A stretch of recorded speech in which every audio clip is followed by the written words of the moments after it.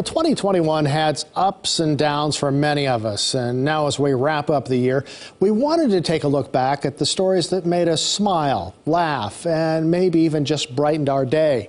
In tonight's ON KELOLAND, Sarah McDonald looks back on some of this year's positively KELOLAND stories.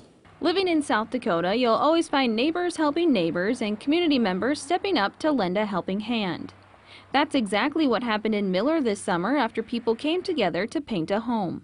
Scott Teason was diagnosed with stage 4 brain cancer last year. So far, everything seems good.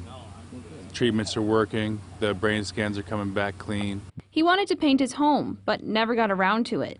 Then about 30 people grabbed paintbrushes and got to work. Scraped the entire house. We had to caulk it and prime it and cover windows, and then we painted it and we painted again, and then we did the trim. So a lot of blood, sweat, and tears into this place.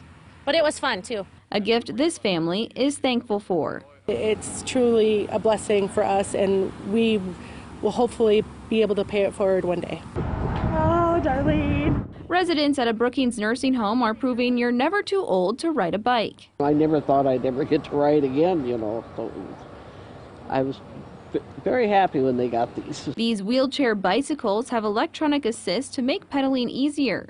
It's a beautiful fall day. An activity allowing these residents to once again enjoy a ride outdoors and take in nature. Sitting here in a chair riding down the street, and there's nothing like it. So unique. Over the summer, two best friends became business partners. During their first lemonade stand, they donated all the money they earned to an animal rescue. But their kindness didn't end there. The money raised from their second lemonade stand was donated to Project SOS.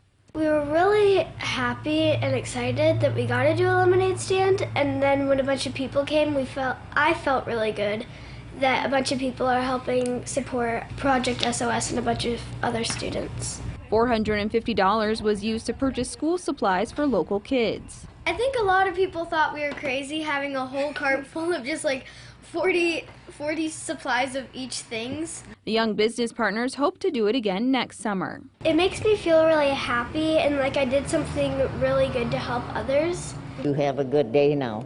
I will. Good. Healthcare workers have played a key role throughout the pandemic. And while it's a hard job, it's one that one KELOLAND woman has held for more than 50 years. Arlene Brendelson started as a CNA and med aid at Centerville Rehab and Care in 1967. 1 year led to the other, and I just kept on doing what I was doing because I loved it. She turned 86 in September, and she doesn't plan on retiring just yet. When I found out she was turning 86, I said, Arlene, I said, do you ever plan to retire? And she's like, no, I don't plan to retire. And I said, how about cutting back? And she's like, no, don't plan to cut back. She said, you know what? I had 2 days off, and she said, I could hardly wait to get here. She credits the residents here who make her want to keep coming back to work. At some point, I'll cut back, but right now I'm happy doing what I do because I can.